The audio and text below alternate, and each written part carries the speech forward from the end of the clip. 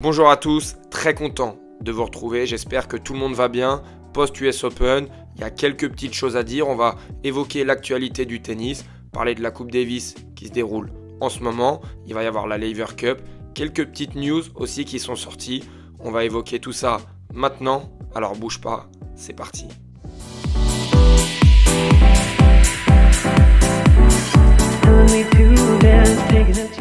Bon, déjà, on doit parler de Carlos Alcaraz, messieurs, dames, parce que on vient d'apprendre que Carlos Alcaraz allait faire une exhibition au Madison Square Garden, donc c'est le stade mythique qui est à New York. Et ça pose évidemment question, puisqu'il a une exhibition le 4 décembre, il a une autre exhibition 2 jours après à Charlotte le 6 décembre, et il a aussi une exhibition en Arabie Saoudite en novembre. Donc en fait, il a autant d'exhibitions que de tournois ou presque sur cette fin d'année. On rappelle qu'il y avait eu l'exhibition avec Rafael Nadal, il y avait aussi eu l'exhibition avec Novak Djokovic en début d'année au Riyad en Arabie Saoudite.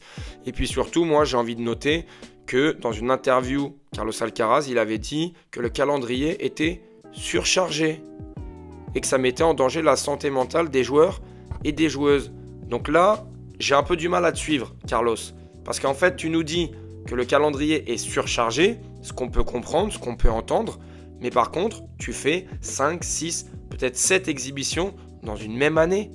Pour un joueur qui va au bout des tournois et qui a prétendu vouloir battre tous les records dans le tennis, même aller au-delà de 20 grands chelems, je ne sais pas si c'est le bon chemin à suivre. Évidemment que c'est inquiétant pour son corps, inquiétant pour sa carrière, parce que depuis le début de sa carrière, qui n'est pas si longue, il a eu énormément de mal à finir ses fins d'année. Donc en fait, ça pose question, tout ça. Évidemment, ce sont des sommes qu'on ne peut pas refuser. Là-dessus, on est bien d'accord. Mais comment faire ? Aujourd'hui, il a 21 ans, il est multimillionnaire, c'est lui qui est le plus bankable de tous les joueurs, il me semble, et de loin. Enfin, est-ce que vraiment tu as besoin de ça tout de suite à 21 ans ? Aujourd'hui, on va faire la transition, elle est toute faite. Novak Djokovic, il va faire une exhibition avec Del Potro le 1er décembre. Novak Djokovic, il peut faire autant d'exhibitions qu'il veut. Rafael Nadal, autant d'exhibitions qu'il veut. C'est des joueurs où j'ai évidemment moins d'attentes, où tout le public, le grand public, a évidemment moins d'attentes. Mais un Carlos Alcaraz en début de carrière à 21 ans en faire autant, forcément, c'est bizarre. Si on compare forcément avec Yannick Sinner, on se rend compte que les deux ont des programmes très différents. Sinner a une programmation très simple, très ciblée, alors que Carlos, ça part un petit peu dans tous les sens. Du coup, Juan Martín del Potro va rejouer au tennis avec Novak Djokovic. On le sentait venir un petit peu clairement, ça faisait quelques sorties que les deux joueurs nous faisaient, ils étaient là, on se fait des câlins, on joue un petit peu ensemble. Del Potro qui a échauffé Novak Djokovic à l'US Open. Donc voilà, c'est chose faite. Del Potro va faire son exhibition avec Djoko. On le sait, je vous le rappelle, si vous n'étiez pas au courant, Del Potro avait eu des problèmes d'argent, il s'était retrouvé endetté alors qu'il avait eu une immense carrière, mais il y avait eu des problèmes financiers avec son père et finalement il s'avérait qu'il n'avait plus d'argent du tout. Donc je pense que ce n'est que mon avis personnel, que cette exhibition peut aussi l'aider à renflouer un petit peu les caisses. Et transition toute faite, on a la Laver Cup, vous savez, cette compétition où on nous a promis des grosses têtes d'affiche, des joueurs bankable, avec du spectacle, une ambiance, un terrain noir. Et ben, il s'avère que la Team World perd de sa superbe, forcément, avec les retraits d'Alex de Minaur et Tommy Paul. On va regarder les deux équipes. Là, on a l'équipe World avec Cerundolo, Fritz, Kokinakis, Shelton, Tabilo et Tiafoe. Bon, on va regarder l'équipe Europe avant de parler un petit peu sur cette compétition. Alcaraz, Medvedev, Nadal, Rude, Tsitsipas, Zverev. Bon, clairement, la Team Europe est quand même beaucoup plus attirante que la Team World. Mais on sent très clairement que cette compétition, elle est en train de perdre de sa saveur. On avait évidemment par le passé des images incroyables avec surtout Roger Federer, Rafael Nadal qui ont pu jouer ensemble. On avait eu aussi ce double mythique, même si ils sont un peu moins proches, entre Federer et Djokovic. À l'époque, dans la Team World, tu avais quand même quelques bad boys. Il y avait Jack Sock, il y avait Nick Kyrgios, tu avais même Sam Querrey. Alors, on n'aime pas, mais au moins, il y avait une petite émulation. Shapovalov aussi, que j'ai oublié. Là, aujourd'hui, la Team World, faut quand même s'accrocher pour vouloir regarder cette compétition. On n'est pas sur les joueurs les plus fantasques possibles, parce que c'est carrément dommage de ne pas retrouver, par exemple, un Bublik dans cette équipe World. Pareil, dans l'équipe Monde, c'est dommage de ne pas retrouver un Gaël Monfils. C'est des showman, on le voit à l'UTS, on le voit sur le reste de l'année. Là, on est quand même sur une exhibition au final. Et sur une exhibition, j'ai rien contre ces joueurs-là, mais des Zverev, des Rude, des Fritz, c'est beaucoup plus lisse que des Bublik ou des Gaël Monfils ou par exemple, pourquoi pas aussi en profiter pour voir des jeux un peu plus attrayants comme Musetti. Enfin voilà, ce n'est que mon avis, mais je pense qu'il y a mieux à faire avec ce genre d'événement. Et puis évidemment, il n'y a pas que des exhibitions, il y a aussi la Coupe Davis en ce moment avant de repartir sur la saison asiatique et les tournois indoor. Et on a l'équipe de France qui a perdu sa première rencontre face à l'Australie avec un Arthur Fils qui est dans le dur. Il vient de perdre contre Kokinakis 7-6, 7-6. Et depuis en fait son titre à Hambourg contre Alexander Zverev, c'est simple, Arthur Fils, il a fait 1, 2, 3, 4, 5 défaites pour 2 victoires. Et ces 2 victoires, c'est seulement contre des joueurs qui sont au-delà du top 150.